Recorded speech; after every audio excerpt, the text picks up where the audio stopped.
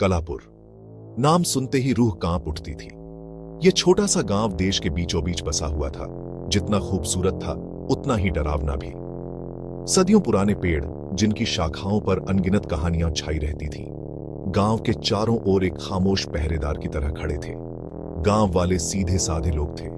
उनका जीवन परंपराओं और लोक कथाओं में डूबा हुआ था, लेकिन उनकी मुस्कुराहट के पीछे एक साझा डर रहता था, अज्ञात का डर। उस पुरानी हवेली का डर जो गांव के बाहरी इलाके में खंडहर बनी खड़ी थी। कहा जाता था कि उस हवेली में भूतों का वास है, एक ऐसी जगह जहां परछाइयां नाचती हैं और रात में फुसफुसाहट गूंजती है। गांव वाले उस हवेली से हर कीमत पर दूर ही रहते थे। वे एक त्रासदी के बारे में बात करते थे, एक ऐसी कहानी जो पीढ़ी दर पीढ़ी फुसफुसाहट में कही जाती थी। प्यार, विश्वासघात और एक तामसिक आत्मा की कहानी जो हवेली के हॉल में घूमती रहती है। किसी ने भी पास जाने की हिम्मत नहीं की, खासकर रात के बाद। हवेली गांव के काले अतीत का एक मूक गवाह थी, उन रहस्यों की एक सतत याद दिलाती थी जो इसकी दीवारों के भीतर दबे हुए थे। ऐसी ही एक चांदनी रात को मैं अपनी खिड़की की ओर खींची चली आई। हवा बिल्कुल शांत थी, असामान्य रूप से शांत, और एक अजीब सी खामोशी पूरे गांव में छाई हुई थी।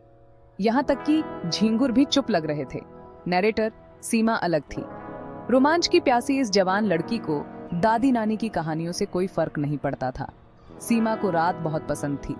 जब बाकी लोग अपने घरों में छिपे रहते थे, उसे चांद की मंद रोशनी में सुकून मिलता था। रात उसके लिए एक अलग ही जादू लेकर आती थी, एक ऐसा अद्भुत एहसास जो दिन में कभी नहीं मिलता था। सीमा की नजर जंगल की ओर चली गई जो गांव की सीमा पर था। उसकी रीढ़ की हड्डी में सिहरन दौड़ गई। उसने एक अजीब सी परछाई देखी जो आसपास के अंधेरे से भी गहरी थी, जंगल के किनारे पर छिपी हुई थी। ऐसा लग रहा था जैसे वह परछाई उसे इशारा कर रही हो, उसे किसी अदृश्य शक्ति से अपनी ओर खींच रही हो। सदियों पुराना दुश्मन जिज्ञासा सीमा के मन को कुतरने लगा। उस परछाई में ऐसा क्या था जो उसे डराता भी था और आकर्षित भी करता था। मैंने उस एहसास को दूर करने की कोशिश की, किसी और चीज पर ध्यान केंद्रित करने की कोशिश की। मैंने खुद को समझाने की कोशिश की कि यह सिर्फ मेरा वहम है, चांदनी का एक धोखा। लेकिन परछाई बनी रही, हर पल के साथ और भी स्पष्ट होती जा रही थी। ऐसा लग रहा था जैसे वह जानती थी कि सीमा उसे देख रही है, उसके पहला कदम उठाने का इंतजार कर रही है। उसका तार्किक पक्ष उसे चिल्ला चिल्ला कर कह रहा था कि वह वहीं रुकी रहे, खिड़की बंद कर दे और जो कुछ उसने देखा उसे भूल जाए। लेकिन उसका एक और हिस्सा, वह हिस्सा जो रोमांच चाहता था, कुछ और ही कह रहा था। यह साबित करने का मौका था कि कहानियां सिर्फ कहानियां होती हैं, डरने की कोई बात नहीं है। एक ऐसी ताकत से प्रेरित होकर जिसे वह समझ नहीं पा रही थी, सीमा अपने घर से बाहर निकल गई। रात बेहद खामोश थी क्योंकि वह चुपचाप गांव के किनारे की ओर बढ़ रही थी। हर कदम के साथ उसके अंदर डर और उत्तेजना का मिला-जुला एहसास भरता जा रहा था। जैसे ही मैंने जंगल में कदम रखा, हवा और भी भारी हो गई। पेड़ मुझे घेरे हुए लग रहे थे, उनकी शाखाएं कंकाल जैसी उंगलियों की तरह मुझे पकड़ने के लिए आगे बढ़ रही थीं। सीमा आगे बढ़ती रही, उसका दिल उसकी छाती में जोर जोर से धड़क रहा था। जंगल का फर्श सड़ती हुई पत्तियों से भरा हुआ था जो उसके कदमों की आहट को दबा दे रहा था। वह जितना आगे बढ़ती जाती, माहौल उतना ही दमनकारी होता जाता। और फिर उसने उसे फिर से देखा, वह परछाई। अब यह और लंबी थी और साफ दिखाई दे रही थी और उसकी ओर बढ़ रही थी। जैसे जैसे यह करीब आती गई, सीमा को लगा जैसे उसने एक धीमी सी फुसफुसाहट सुनी जो उसका नाम पुकार रही थी। भाग 5, प्रेतवाधित हवेली। तेजी से सांस लेते हुए सीमा के अंदर दहशत की लहर दौड़ गई, लेकिन वह वहीं जमी की जमी रह गई। परछाई उसके पास से गुजरती हुई उसे जंगल की गहराई में ले गई। सीमा मानो किसी जादू में बंधी हुई उसके पीछे पीछे चलती रही।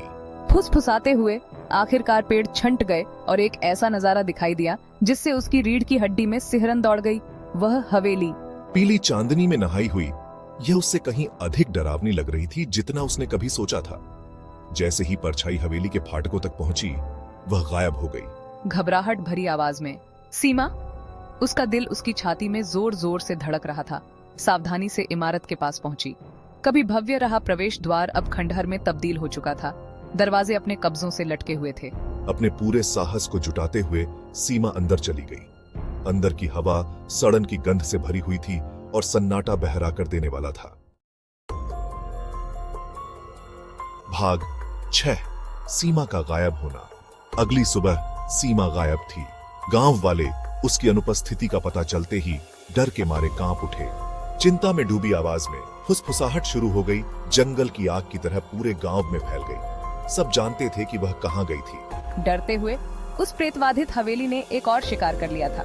तुरंत एक खोजी दल तैयार किया गया, लेकिन सीमा को खोजने के उनके सारे प्रयास विफल रहे। निराशा और डर से भरे चेहरे लिए गांव वाले खाली हाथ लौट आए, आह भरते हुए। सीमा बिना किसी निशान के गायब हो गई थी। हवेली के अंधेरे ने उसे निगल लिया था। दिन रात में बदलते गए और फिर भी सीमा का कोई पता नहीं चला। हर गुजरते घंटे के साथ उम्मीद कम होती गई और उसकी जगह एक भयानक सच्चाई ने ले ली। हवेली उसे ले गई थी, ठीक वैसे ही जैसे उसने पहले और लोगों को लिया था। भाग 7। अंधेरे का सामना। गांव वाले उनका डर अब एक दृढ़ संकल्प में बदल गया था।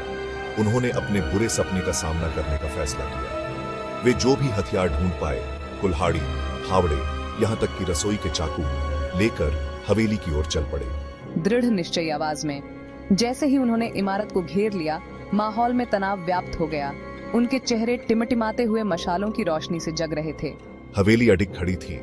उसकी खिड़कियां खाली आंखों की तरह उन्हें घूर रही थी। एक एक करके गांव वाले अंदर दाखिल हुए। उनके कदमों की आवाज उस भयानक सन्नाटे में गूंज रही थी। उन्होंने हर नुक्कड़ और क्रेन, हर अंधेरे कोने की तलाशी ली, लेकिन सीमा कहीं नहीं मिली। धीमी आवाज में। तभी जब उनकी उम्मीद कम होने लगी तो उन्होंने उसे सुना। हवेली के पुराने पुस्तकालय से आती हुई एक धीमी सी सिसकी। भाग 8। कलापुर का रहस्य। उन्होंने सीमा को एक कोने में दुबकी हुई पाई। उसकी आंखें दहशत से फैली हुई थीं, लेकिन वह अकेली नहीं थी। हवा में सांस लेते हुए उसके बगल में एक पारदर्शी आकृति मंडरा रही थी। गांव वालों ने हवा में सांस ली। उनका डर दया में बदल गया। यह हवेली का भूत था, उनके गांव के आतंक का स्रोत। कांपते हुए जैसे ही सीमा ने अपने अनुभव के बारे में बताया, सच्चाई सामने आ गई। वह बस शांति चाहती थी। अगर आपको यह कहानी पसंद आई हो तो कृपया लाइक, शेयर और सब्सक्राइब करें। इस कहानी के लेखक केशव को अपना समर्थन दें। धन्यवाद।